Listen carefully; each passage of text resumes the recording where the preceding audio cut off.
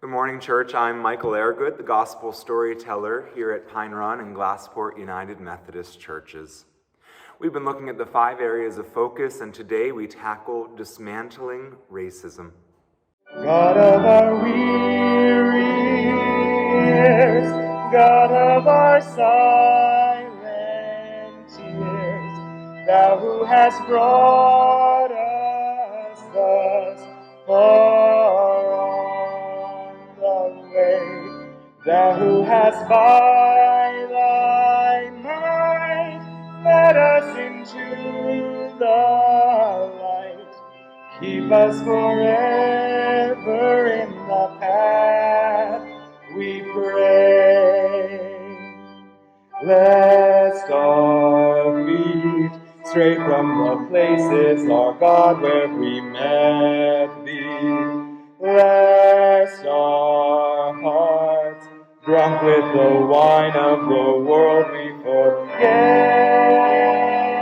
Thee. Shadowed beneath Thy hand, may we forever stand, true to our God, true to our native land.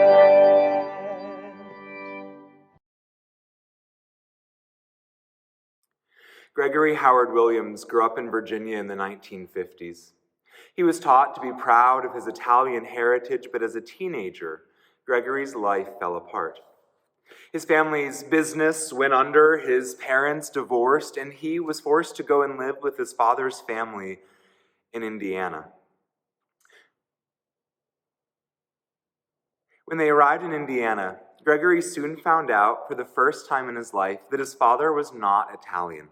His father was half black, and Gregory's family in Indiana, they were African Americans. Overnight, Greg Williams went from being a white teenager to being black.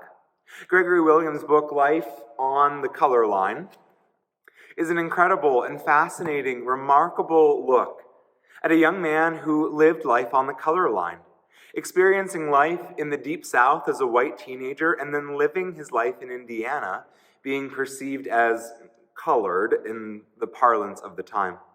He understands that black people have a much higher quality of life in Muncie, Indiana, than the black people he knew in Virginia did. He had watched his black neighbors go to a far inferior school in the segregated South. But in Muncie, his school was integrated. At first, he makes friends with white classmates, but when they realize that his family is black, they literally turn their backs on him when they see him coming. His book is a fascinating look at color, segregation, and community in America. It's often hard for us to talk about racism. It makes some people uncomfortable. They say it's political, but there is no need for discomfort. As United Methodists, we are committed to dismantling racism. It's one of our 5 areas of focus in Western Pennsylvania. We are committed to creating a culture of inclusiveness. We are richer with diversity, and we will continue to find ways to witness with full inclusion and the embracing of all our sisters and brothers of color. Racism can be simply defined as prejudice plus power. We all have some prejudice in our lives. I grew up in the 90s, and it seemed like every villain on TV was a Frenchman smoking a cigarette. And I don't like the way that French sounds, and I realized in my 20s that I had developed a weird prejudice against French people. When I met French people, if they did something wrong, it confirmed my anti-French beliefs. And if they did something nice, if they went out of their way to be kind, it was simply that they, as an individual, were exceptional. I knew how incredibly silly this prejudice was. Prejudice is defined as an emotional commitment to ignorance. We know it's wrong, but we're going to keep believing it. Prejudice is easy to pick up, but it is hard to shed. Racism is the deadly consequence of prejudice gaining power. I could have my silly thoughts about why French people were bad, Do all French people really smell like Pepe Le Pew? And those thoughts, they only hurt me. They kept me from building real relationships with the few French people I met. But the reality of racism is that people with prejudice sometimes get into places of power and use their power to promote racism. E. Stanley Jones was a bishop in the Methodist Church to India. He was a Methodist theologian, and he wrote a powerful book called Christ of the Indian Road. He asked the simple question: if Jesus was walking the dusty streets of Calcutta or Mumbai, how would Jesus live his life? What would Jesus focus on? People were delighted at his clear and decisive writing style, at the way he was able to break down all of the barriers. In the 1940s, E. Stanley Jones wrote a companion book, Christ of the American Road, where he asked the same questions. If Jesus walked the streets of Clairton, Pennsylvania, or Pittsburgh, or Boise, what would Jesus focus on? What would his priorities be? What words would be coming out of his mouth most often? And E. Stanley Jones wrote forcefully that Jesus would tackle racism head on with unrelenting zeal. At a time when every church in America was packed with people every Sunday, E. Stanley Jones prophesied that if we, the church, did not make dismantling racism and exorcising the demons of prejudice and racial hate from our churches, that American Christianity would be dead within a few generations.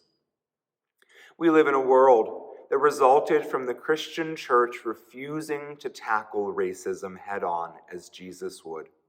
We live in a world that is more broken than it needs to be, with more hurt than we can handle, because the church in America refused to prioritize dealing with our racial prejudices and allowed prejudiced people to use their power to create a more racist nation, with more racist laws and structures. The call to dismantle racism is twofold. First and foremost, we, as individuals, as people, must make a commitment that with the help of Jesus, we will root out prejudice in our own lives. You might not say the N-word, and you might think that makes you not racist. But it's likely that you've absorbed some pieces of anti-Black prejudice from our culture. And dismantling racism starts in our own hearts, confronting our own prejudice first. People can be prejudiced, but when prejudiced people gain power, they can build the systems, institutions, and laws that enforce their racist worldview on everyone. 2 Saturdays ago, I attended an event at Christ Bethel Park United Methodist Church. The event focused on the problem of the school-to-prison pipeline. We have a deadly system where too many Black children are ending up in court and prison systems for minor offenses at school. And once they become part of this process, it seems almost like fate that they can't break out of the cycle, and they end up serving lengthy prison terms. They estimate future prison populations by looking at third-grade reading results.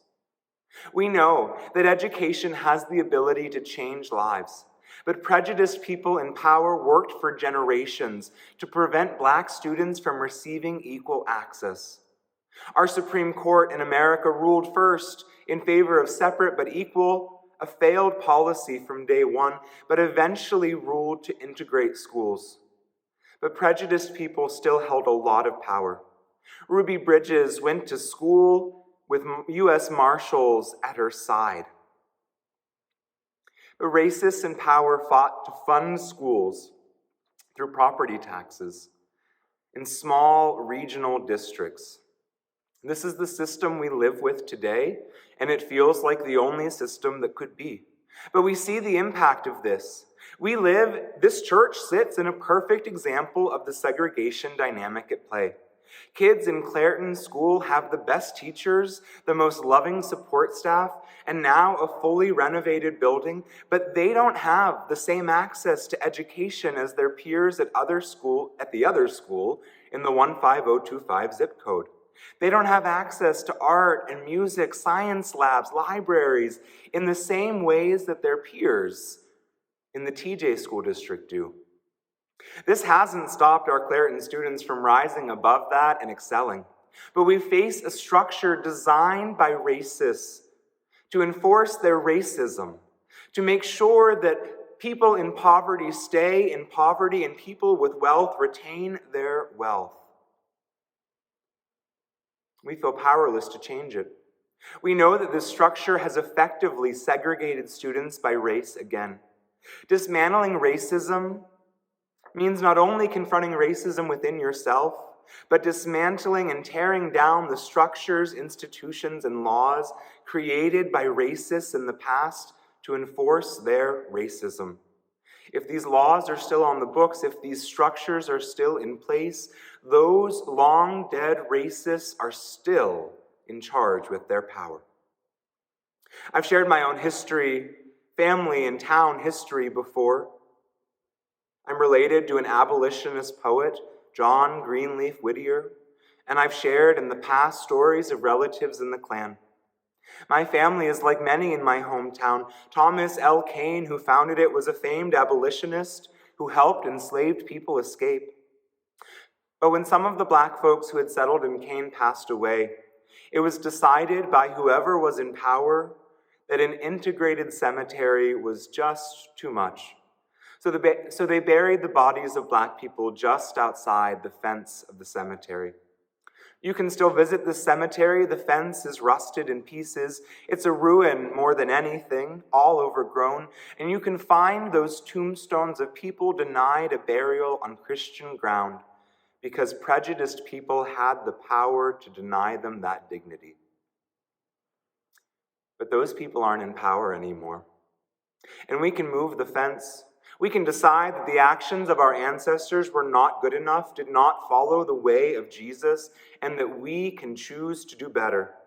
We could decide to change the formula for funding schools and end racial segregation in our schools tomorrow, if we wanted to. I have the blood of abolitionists and Klansmen coursing through my veins, and you probably do too. But dismantling racism means we decide what path we will pass down to our children and grandchildren. Will they see the way of Jesus reflected in your actions regarding race in America? Will we be the generation that heeds the words of Bishop Jones from the 1940s and understands that racism has decimated and destroyed the witness of the Christian church and has brought the decline of Christianity in America? We failed to confront our racism, and it has killed us. Will we move the fences and expand the cemetery so all folks can be buried inside? Will we fight for the children that we love and serve in this community to have access to the best education, the same level of access that their peers in the same zip code enjoy? We are a church that believes racism can be dismantled. Our personal prejudices can be unpacked and destroyed. Our structures, our institutions, and our laws can be challenged and changed. This is the work of the Church of Jesus. This is our work. May it be so. May we take courage and heart. May we do the work that Christ is calling us to do to dismantle racism. Amen.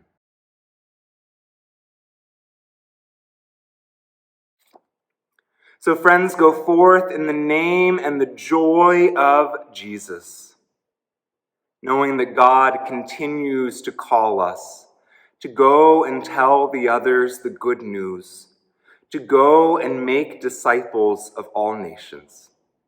Go in peace. Amen.